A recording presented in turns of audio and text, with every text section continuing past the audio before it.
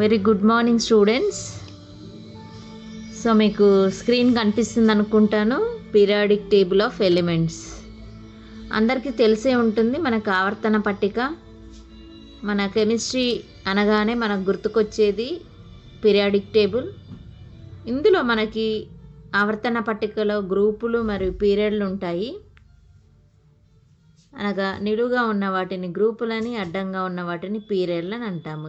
తెలుగులో కూడా అదే సంబోధిస్తాం మనము. ముందుగా ఫస్ట్ మూలకం వచ్చేసి అటామిక్ నెంబర్ 1 హైడ్రోజన్తో స్టార్ట్ చేస్తాము. నెక్స్ట్ 2 వచ్చేసి హీలియం. మీరు ఇంటర్ వరకు దాదాపుగా 30 వరకు అన్నీ వచ్చే ఉంటాయని అనుకుంటాను. సో మనము ముందుగా మీరు ఇంటి దగ్గర ప్రాక్టీస్ చేయండి. అటామిక్ నెంబర్ 1 నుంచి అటామిక్ నెంబర్ 30 వరకు అందరికీ వచ్చి ఉండాలి. అనగా హైడ్రోజన్తో మొదలు పెడితే జింక్ వరకు రావాలి. మనకి అటామిక్ నెంబర్తో పాటు పరమాణు సంఖ్యతో పాటు మనకి పరమాణు భారాన్ని కూడా గుర్తుపెట్టుకోవాలన్నమాట. మనకి కెమిస్ట్రీలో దాంట్లో మళ్ళీ పార్ట్స్ ఉంటాయి. మీరు వినే ఉంటారు కానీ మరొకసారి గుర్తు చేసుకుందాము. Inorganic chemistry, organic chemistry, physical chemistry, general chemistry. So inter వరకు 3 భాగాలు తెలిసే ఉండవచ్చు మీకు. మూలక రసాయన శాస్త్రము, కర్బన రసాయన శాస్త్రము, భౌతిక రసాయన శాస్త్రము, తర్వాత సాధారణ రసాయన శాస్త్రము. అనగా ప్రతి సెమిస్టర్లో కూడా మనకి ప్రతి పేపర్ వచ్చేసి 4 యూనిట్లు ఉంటాయి. Inorganic chemistry, organic chemistry, physical chemistry, general chemistry.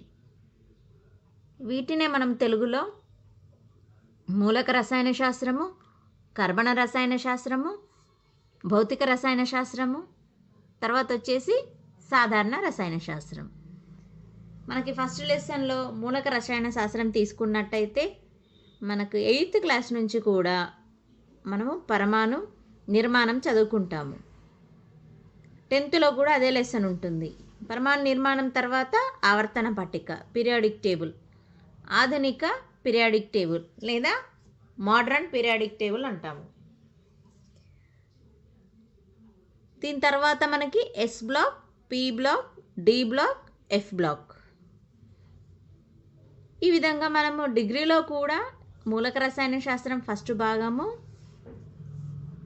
అనగా మనకి ప్రతి పేపర్ 4 భాగాలు ఉంటాయి. 80 మార్కులకు వచ్చేసి 20 మార్కులు ఒక్కొక్క భాగము అనగా యూనిట్ వైజ్ తీసుకున్నట్టయితే, ఇందులో ఇనార్గానిక్ కెమిస్ట్రీలో మనకి మూలక రసాయన శాస్త్రం అనగా ఈ మూలకాల గురించి, ఎలిమెంట్స్ గురించి చదువుకోవడం జరుగుతుంది.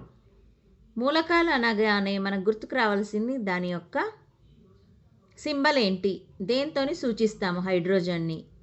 ఉదాహరణకి హైడ్రోజన్ని క్యాపిటల్ హెచ్, హీలియంని క్యాపిటల్ హెచ్ఈ, లిథియం ఎల్ఐ. ఈ విధంగా మనకి మూలకాలు లేదా ఎలిమెంట్స్ యొక్క సింబల్స్ తెలిసి ఉండాలి. కొన్ని చూసినట్టయితే మనం సిల్వర్ అని చెప్తాము, కానీ దాని సింబల్ వచ్చేసి మనకి ఏజీ, అనగా దీని లాటిన్ భాషలో అర్జెంటైనం అనేది సిల్వర్ అన్నమాట. కానీ మనము ఎస్తో వెళ్ళకుండా ఏజీ అని పిలుస్తాం. ఇంకోటి గుర్తుపెట్టుకోవాలి, మీకు కన్ఫ్యూజన్, ఎస్ఐ ఉంటుంది మనకు ఒక మూలకం, అదేంటమ్మా సిలికాన్. ఎస్ఐ అంటే సిలికాన్, సిల్వర్కి ఏజీ. అదేవిధంగా గోల్డ్ తీసుకుంటాము, ఆరం ఏయు. ఈ విధంగా మనకి డిగ్రీలో 30 వరకు మీకు నోటికి వచ్చి ఉండాలి. 30తో పాటు కొన్ని ఇంపార్టెంట్ మూలకాలు ఉంటాయి, వాటి యొక్క సింబల్స్, పరమాణు సంఖ్య, పరమాణు భారము. మరి పరమాణు సంఖ్య అంటే ఏంటి? పరమాణు నిర్మాణం లెసన్ గుర్తుపెట్టుకోవాలి మీరు. అనగా పరమాణు సంఖ్య అనగా దాంట్లో ఉన్న ప్రోటాన్ల సంఖ్యను మనము పరమాణు సంఖ్యగా తీసుకుంటాము.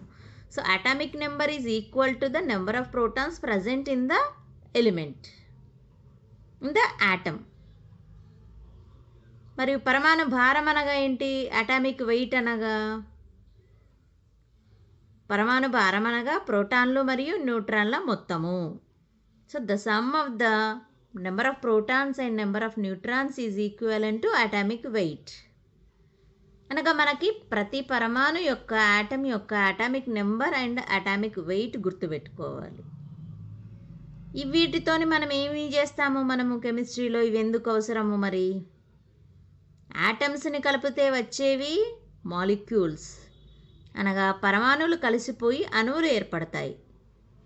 మరి మాలిక్యూల్ ఎందుకు మనకి? మనం చర్యలను గుర్తుకొస్తుంది అందరికి కూడా. కెమిస్ట్రీ అనగానే రసాయన చర్యలు గుర్తుకొస్తాయి. That is chemical reactions. What is a reaction? మరి రియాక్షన్ జరగాలి అంటే మనకి పరమాణువులు కలవడం కానీ అణువులు కలవడం కానీ జరుగుతుంది. అనగా మనము ఒక రసాయన చర్యను తీసుకున్నట్టయితే ఎప్పుడూ కూడా కొన్ని పదార్థాలు కలిసిపోయి కొత్త పదార్థం ఏర్పడుతుంది. ఇక్కడ పదార్థాలను మనం ఏమంటాము? క్రియాజనకాలు అంటాము. క్రియాజనకాలు చర్యలో పాల్గొని లేదా చర్య గావించబడి మనకి క్రియాజన్యాలు ఏర్పడతాయి. క్రియాజనకము, క్రియాజన్యం. మరి ఇంగ్లీష్లో చూసినట్టయితే reactants are converted into products. మనము లెఫ్ట్ సైడ్ రియాక్టెంట్స్ తీసుకుంటాము, రైట్ సైడ్ ప్రోడక్ట్స్ తీసుకుంటాము. ఈ విధంగా మనము రసాయన చర్యలను చదువుకుంటాము. అనగా కెమిస్ట్రీలో మనము ప్రధానంగా గుర్తుంచుకోవలసింది పరమాణువులు ఏంటి, ఎలిమెంట్స్ ఏంటి, వాటి సింబల్స్ ఏంటి, వాటి అటామిక్ నెంబర్స్ ఏంటి, వాటి అటామిక్ వెయిట్ ఏంటి, తర్వాత అణువులు ఏంటి, అణు నిర్మాణం ఏంటి, అణు ఫార్ములా ఏంటి. ఈ అణువులతో కలిసినప్పుడు మనకి చర్యలు వస్తాయి. మనము పీరియాడిక్ టేబుల్ని తీసుకున్నట్టయితే ఈ విధంగా పరమాణువులు, అటామ్స్, ఎలిమెంట్స్, సింబల్స్, రియాక్షన్స్ పక్కన పెడితే ముందుగా మనం మూలక రసాయన శాస్త్రంలో గ్రూప్ వైజ్, అనగా గ్రూప్ అన్నప్పుడు అందులో ఉన్న ఎలిమెంట్స్ యొక్క గుణాలు, ధర్మాలు సేమ్ ఉంటాయన్నమాట, లేదా సిమిలర్గా, అనగా ఒకే రకం కావచ్చు లేదా పోలి ఉండవచ్చు. కాబట్టి పోలికతో కూడిన ధర్మాలు ఉన్న వాటినన్నిటినీ కూడా ఒక గ్రూప్లో పెట్టడం జరిగింది. ఆవర్తన పట్టికను ఏ విధంగా విభజిస్తాము అన్నప్పుడు S block, P block, D block, F block. కావున మీరు ఏం చేస్తారు, మీ దగ్గర ఇంటర్ పుస్తకాలు ఉంటాయి, నోట్బుక్ కానీ లేదా టెక్స్ట్ బుక్ కానీ. మన కెమిస్ట్రీ అంటే ఇంట్రెస్ట్ పెరగాలి, అర్థం కావాలి అంటే, మీకు ఇంగ్లీష్ భాష రావాలంటే ముందుగా ఏబిసిలు కావాలి, ఏబిసిలు రాయాలి, ఏబీలను గుర్తించాలి. మన స్కూల్కి పోగానే వాళ్ళు కానీ ఏబిసిలు కానీ నేర్చుకుంటాం. కెమిస్ట్రీ అర్థం కావాలంటే మనకి మూలకాల పరమాణు సంఖ్యలు అవన్నీ కావాలి. దాదాపుగా మన దాంట్లో డిజెడ్సీ జాయిన్ అయిన పిల్లలందరూ ఇంటర్లో చదవలేరు, 10th వరకే చదివారు. మీరంతా మర్చిపోయి ఉంటారు. కాబట్టి మీరంతా కూడా మరి ఒకసారి 1 నుంచి 30 వరకు atoms numbers, atom names, atomic weight అన్నీ కూడా ఒక్కసారి నోట్బుక్లో రాసుకోండి. మళ్ళొకసారి ఏది అడిగితే అది చెప్పేటట్టుగా ఉండాలి.